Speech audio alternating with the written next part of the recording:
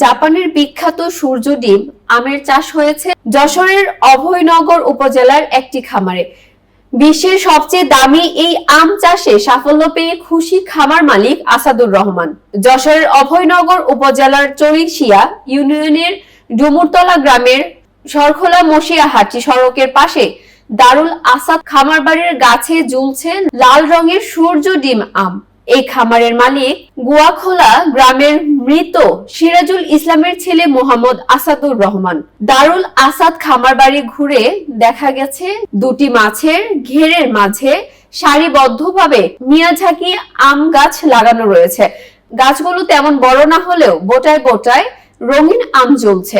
খামারের মালিক আসাদুর রহমান বলেন, পত্র পত্রিকার খবর দেখে বিশ্বের সবচেয়ে দামি আম গাছের চারা বাণিজ্যিকভাবে রোপণের সিদ্ধান্ত নিই। 2024 সালের জুলাই মাসে ভারত থেকে 65 চারা গাছ আমদানি করা হয়। একটি চারা গাছ আনতে খরচ হয় 4200 টাকা।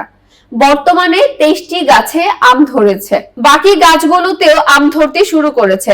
চলতি মৌসুমে 1000 টাকা কেজি দরে অন্তত 5 লাখ টাকার আম বিক্রির আশা রয়েছে। জানা গেছে জাপানের বিখ্যাত মিয়াজাকি আমে অন্যান্য আমের চেয়ে 15% স্বাদ, গন্ধ ও মিষ্টতা বেশি, রং ও ব্যতিক্রম। এসব বিশেষত্বের কারণে বিরল প্রজাতির মিয়াজাকি বিশ্বের সবচেয়ে দামি আম। একটি আমের ওজন 1 কেজি পর্যন্ত হয়ে থাকে। জায়গার নাম অনুসারে এর নাম রাখা হয় মিয়াজাকি।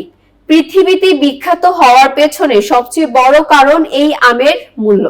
কারণ দামের বিচারে পৃথিবীর সবচেয়ে মূল্যবান আম এটি। জানা যায় সূর্যের ডিম আম বা মিয়াজাকি আম একটি জাপানি আম। আন্তর্জাতিক বাজারে এটি লাল আম নামে পরিচিত। জাপানি থাইও নো থামাগোর অর্থ হচ্ছে সূর্যের ডিম। এই আম অনেকটাই মুরগির ডিমের মতো, আর আমের রং ও যেহেতু লাল, তাই এর এমন নামকরণ করা হয়েছে।